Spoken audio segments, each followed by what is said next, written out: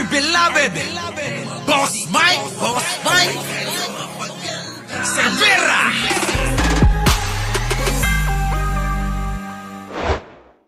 Sa patutsada ng Ulitin mo nga. Pumalagang Malacanang sa patutsada ng Legal Counsel ni dating Pangulong Rodrigo Duterte kay PBBM, payo ng palasyo kay Nicholas Kaufman, huwag kasing makikinig sa chismis. Yan, mahilig ka sa chismis. Chismoso pala yung nakuha nilang abogado. Akala ko, mga kababayan, magaling na abogado. Yung pala, chismoso. Biruin ninyo yung paratangan, si Pangulong Bongbong na wala namang kinalaman. Yan ang agenda report ni Pierre Pastor. Is that you, Atty. Harry Roque, talking? We thought it was Atty. Harry Roque. Kaya nga, ganun din eh. Akala tuloy na Malacanang si Roque nagsasalita. Siguro wala nang ginawa itong si Kaufman kung hindi istok si Harry Roque. Ang source ng abogado ni Digong, mga kababayan, ay si Roque lang. Kung ano yung lumalabas sa bunganga ni Roque, yun na rin ang lumalabas sa bunganga ng abogado niya. Uy, pag-researchin ninyo, pagtrabahuin ninyo, malmal ng bayad nyo dyan. Tuloy. Making such comment. Ito ang reaksyon ni Palace Press Officer Claire Castro sa patutsada ni Nicholas Kaufman kay Pangulong Bongbong Marcos. Sinabi kasi ng lead counsel ni FPRRD sa ICC na si Kaufman na ang tunay na prosecutor sa kaso ay nasa palasyo sa Manila na siyang ikaw naman nag-aakusa ka pa. Sige lang, di ba? Ganyan talaga kapag ka walang makita, pagbibintangan yung mga taong malinis tulad ni Pangulo. Gano'n naman lagi, sa dating Pangulo sa The Hague. Pero hindi na raw ikinagulat ni Jose Castro ang pahayag ni Kaufman dahil napaliligiran anya siya ng mga fake news peddler. Kita nyo? Talaga naman sino nakapaligid dyan, Aber? Sino? Si Roque, si Maharlika, yung mga vlogger na tatanga-tanga. Kita nyo? Yung mga tao doon na membro ng kulto. Etong mga ito, mga kababayan, nakapaligid. Kanino? Kay Kaufman. Kaufman ba? Ayan ho.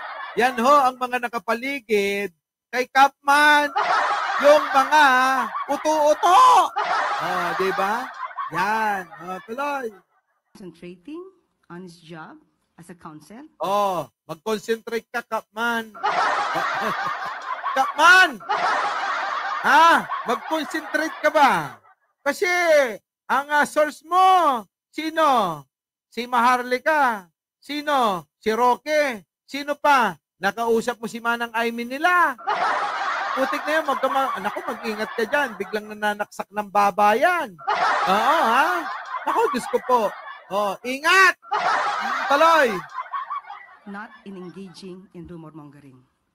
Sa pahayag naman ni Senadora Aimee Marcos na isa siyang Marcos na natuto na siya sa hindi ka na Marcos, oy. Haba ng baba mo. Hindi mahaba ang mga Marcos.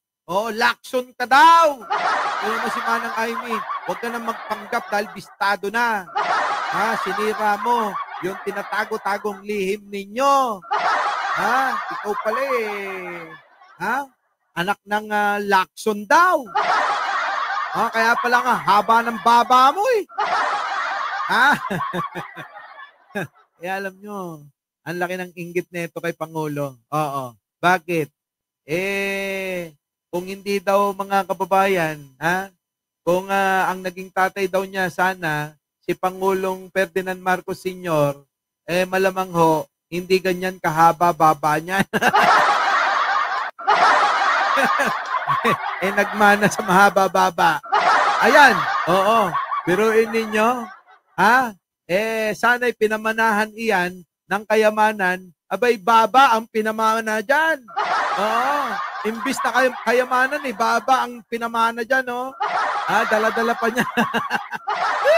Grabe. Pinapaasa pa kayo nito na mapapauwi daw si Digong. Itaga nyo sa ulo ni Bato. Malabo. kasaysayan. Nung aking tanungin po ang Pangulo patungkol po dyan, ang kanyang sinabi po ay no comment. Nakipagpulong ka. Diba? No comment. Siya lang ho may sabi niyan. Manang Aimee, pati yung pisngi mo Humahaba na rin Yan ba ang epekto? Tuloy. Makailan ang presidential Ina, parang kinikilig ka pa. Parang Manang Amy, gusto mo pang magpalahi Oy, tigil mo na. Para mabawas-bawasan yung mga mahaba-baba. Tuloy. sister kay Kaufman sa pagpunta niya sa The Hague, Netherlands kasama ni VP Sara. Nako, kita nyo mga kababayan, walang ya talaga. Sa lahat po ng mga walang ya, eto pinakawalang ya. Oo, sino? Boss Mike, yung mahaba-baba. Opo hindi lang mahaba-baba, walang ya pa. Kita nyo kung gaano walang ya? Gaano ka walang ya? Ewan ko ba sa mga Ilocano? Tandaan nyo, ang nagpanalo rito, mga Ilocano pa rin Sobra naman kasi mga bait ninyo Biruin nyo, binoto nyo pa yan? Kita nyo! Nasaan na yung mga bumoto rito? Sinabi ko na wag nyo nang iboto. Binoto nyo pa rin, yung mahaba-baba. Ayun, nag-number 12 pa. Ang mga Ilocano, binoto pa yan. Kita nyo? Next election ulit, iboto nyo. Kaya lang, uupo ng 6 na taon yan. Wala na si Pangulo, senador pa rin yan. Grabe, no? Grabe, no? Mga kababayan, biruin ninyo, mawawala na si Pangulo sa pagka-presidente, senador pa rin yan. Alam nyo ba yun? Senador pa rin, nasa posisyon pa rin. Hintayin na lang natin na siya mismo ang magsampa ng mga kaso kay Pangulong Bongbong pag wala na sa pwesto. Ano? Okay na Manang, Oo. Bantay ka diha.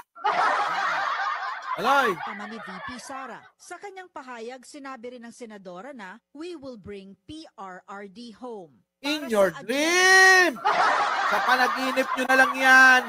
Alam nyo, malabo talaga. Sabi ko sa inyo, kahit maging presidente pa, yung luka-luka, hindi niya may uwi yung ama niya.